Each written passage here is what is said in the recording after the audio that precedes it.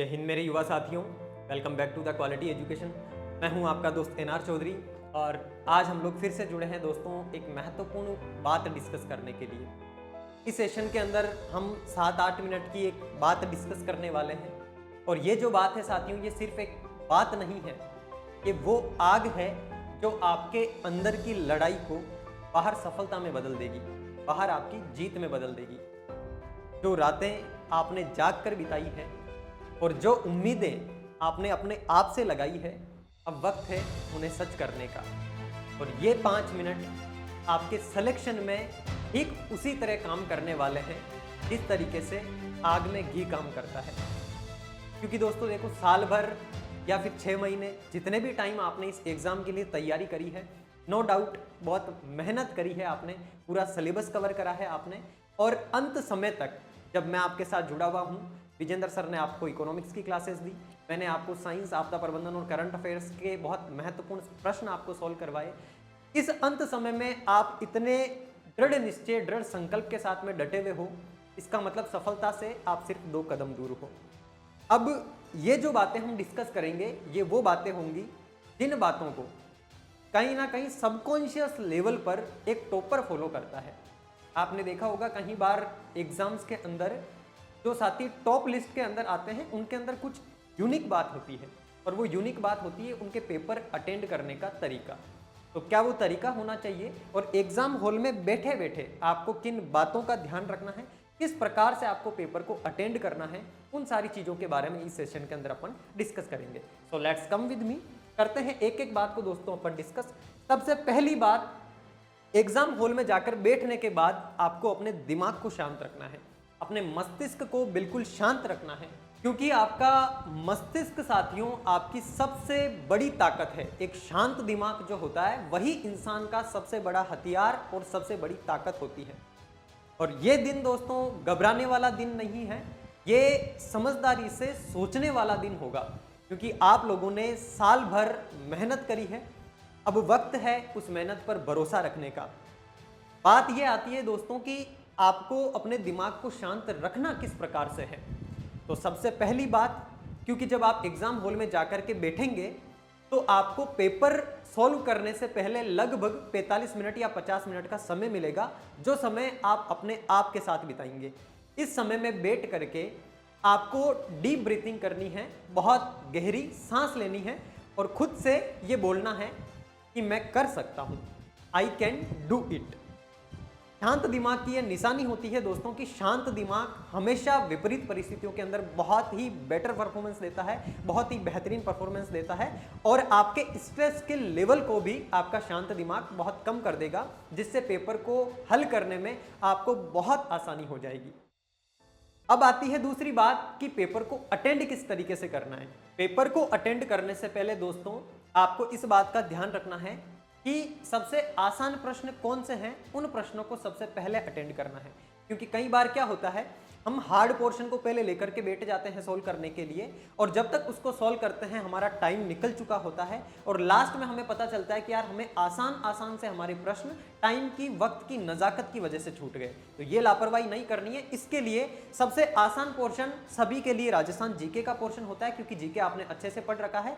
GK के लगभग आपके 30 प्रश्न आते हैं राजस्थान जीके के, और राजस्थान जीके वाले पोर्शन को आप स्टार्टिंग के 20 मिनट के अंदर आराम से सॉल्व कर सकते हो।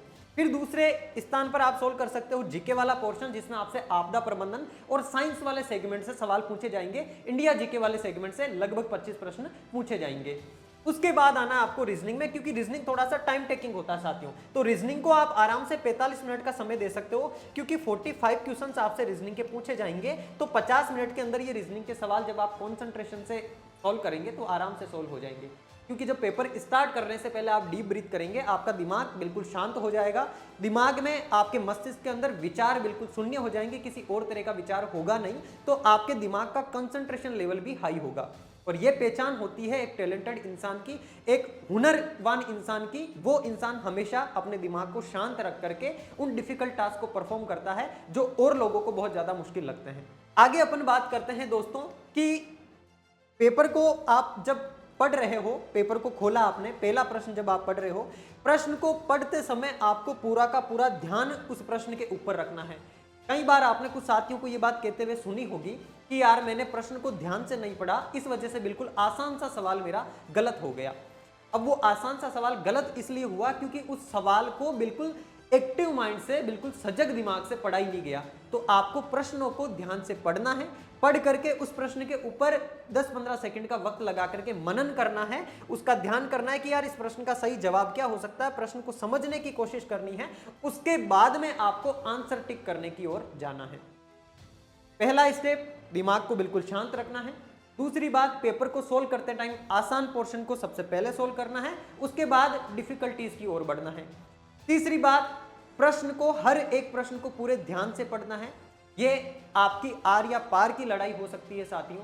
एग्जाम में अगर सेलेक्ट होना है तो थोड़ा सा अनकंफर्ट आपको होना पड़ेगा, दिमाग को थोड़ा सा आपको काम करवाना पड़ेगा, सवाल को आपको ध्यान से पढ़ना पड़ेगा, तभी जाकर के उस सवाल के सही जवाब तक आप पहुंच पाओगे। अगर आपको लग जाए कि इस सवाल का जवाब मुझे नहीं आता है, तुक्का मारने से बचना है और उसको स्किप करना है, क्योंकि इसमें 1/4 आपके नेगेटिव मार्किंग है। आपको पता होगा टोटल आपके 100 क्वेश्चन आने वाले हैं और 400 नंबर का ये पेपर होने वाला है। इसका मतलब एक प्रश्न आपके 4 नंबर का है और 1/4 इसके अंदर आपके निगेटिव मार्किंग भी है। तो निगेटिव मार्किंग से भी आपको बचना है। अगली अपन बात करें साथियों, लास्ट 5 मिनट्स का रिवीजन। अब ये वाला सेगमेंट क्यों जरूरी है? जैसे आपने सबसे पहले जीके का सेगमेंट सॉल्व कर लिया, उस जीके के सेगमेंट को सॉल्व करते ही ओमार फिल करनी है आपको, और ओमार फिल करने से 5 मिनट का एक आपको रिवीजन देना है उन जीके के सवालों को कि कहीं पर किसी सवाल का आपने गलती से गलत टिक तो नहीं कर दिया है। और फिर जीके के सेगमेंट को जब आप ओमार के अंदर फिल कर दोगे, उसके बाद में आपको इंडिया जीके वाले सेगमेंट को या फिर जो जनरल नॉलेज वाला सेगमेंट है उसको सॉल्व करोगे। उसको ओमार में फिल करने के बाद में आप रीजनिंग वाले सेगमेंट पे आओगे और रीजनिंग वाला सेगमेंट सॉल्व होने के बाद में ओमार में फिल करोगे। ये 3 सेगमेंट आपको सोल्व करते वक्त 3 अलग अलग टाइम आपको ओमार फिल करनी है। इससे फायदा क्या होगा?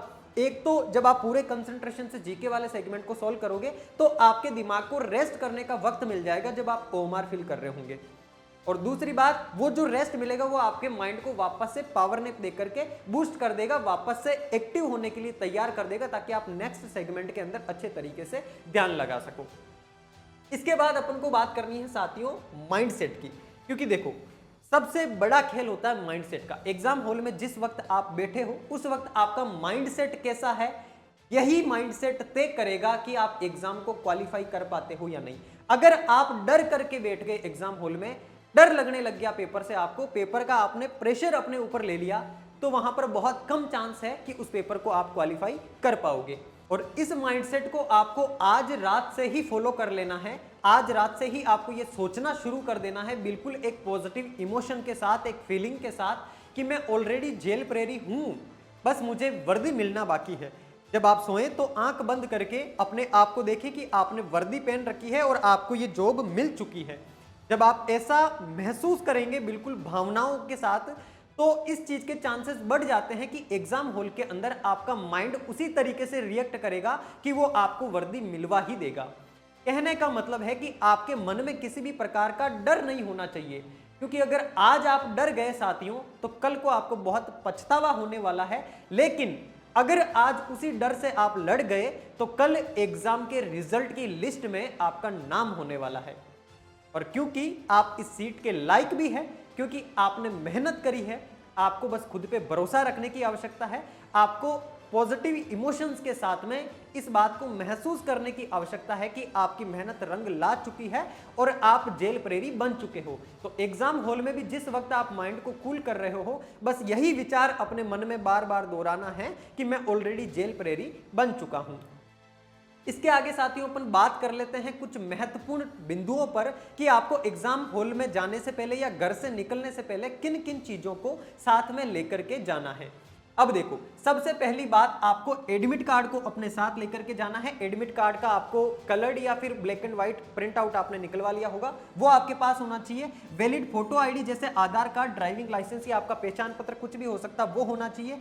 2 बॉल पेन साथ में रख लेना, हो सकता है एक पेन धोखा दे देवे। पेन आपके ट्रांसपेरेंट होने चाहिए। 2 कलर्ड फोटोग्राफ रख लेना, हालांकि एक फोटो की आवश्यकता होती है लेकिन 2 रख लेना, क्योंकि हो सकता है एक फोटो खो जाए तो आपको किसी तरह का रिस्क नहीं लेना है। और एक ट्रांसपेरेंट पानी की बोतल भी आप साथ लेकर के जा सकते हैं साथियों। अगर किसी एग्जाम सेंटर में पानी की व्यवस्था होती है तो बोतल को बाहर छोड़ सकते हैं, बाकी पानी की बोतल आप साथ भी ले जा सकते हैं, क्योंकि आपको आपकी बॉडी को डिहाइड्रेट नहीं होने देना है। डिहाइड्रेटेड बॉडी कभी भी अच्छा परफॉर्म नहीं करती है, बॉडी को आपको पूरे तरीके से हाइड्रेटेड रखना है। और सबसे बड़ी बात, आपको एक कॉन्फिडेंट मुस्कान घर से निकलो तब अपने साथ लेकर के जानी है, ताकि आप एग्जाम में बहुत अच्छा परफॉर्म कर पाओ, एक सकारात्मक ऊर्जा के साथ में जा पाओ। इसके अलावा दोस्तों, आपको इस बात का भी खास तौर से ध्यान रखना है कि एग्जाम हॉल में टाइम से पहले पहुंच जाना है।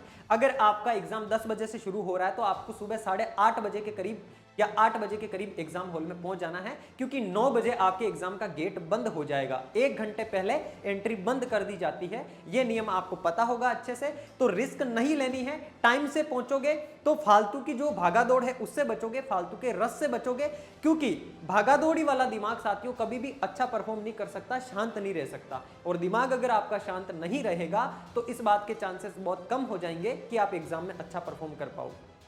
और अब दोस्तों, मैं लास्ट में आपसे एक ही बात कहना चाहूंगा कि आप अकेले नहीं हैं, क्योंकि इस वीडियो को देखने वाला हर एक विद्यार्थी भी इस लड़ाई में आपके साथ है। और सबसे महत्वपूर्ण बात कि आपका गुरु, आपके माता पिता, वो भी हमेशा आपके साथ है। अंत समय में मैं बस आपसे इतना कहूंगा कि आज की रात में आपको बहुत अच्छी नींद लेनी है और खुद के बारे में सकारात्मक विचार रखने हैं कि मैंने जो मेहनत करी है वो मेहनत रंग लाने वाली है और मैं जेल प्रेरी बन चुका हूं। सुबह उठें तो अपने आप से एक बार ये बात जरूर बोलें कि ये मेरा पेपर जो है मैं इसको जीतने के लिए आया हूं। ठीक है दोस्तों, मेरी तरफ से आपको ऑल द बेस्ट। अब आपको पेपर में जाकर के आग लगानी है और आप सभी को कमेंट बॉक्स के अंदर अपनी तरफ से एक कमेंट छोड़ना है, सकारात्मक तरीके से यह महसूस करते हुए कि मैं कल के एग्जाम में बहुत अच्छा परफॉर्म करने वाला हूं। यह बात जितनी ज्यादा बार आप खुद से बोलेंगे उस बात के उतने ही ज्यादा चांसेस बढ़ जाएंगे कि एग्जाम में आपकी परफॉर्मेंस उतनी ही बेहतरीन हो। तो इस बात को बार बार बोलना भी है, आपको रिपीट भी करना है और आकर के कमेंट बॉक्स के अंदर भी लिखना है। तो विदा लेता हूं दोस्तों यहीं पर इस वीडियो से आपसे। अब मिलेंगे आपके पेपर की आंसर की को सॉल्व करते टाइम। तब तक के लिए ऑल द बेस्ट। बिल्कुल कूल माइंड से आपको पेपर को सॉल्व करना है।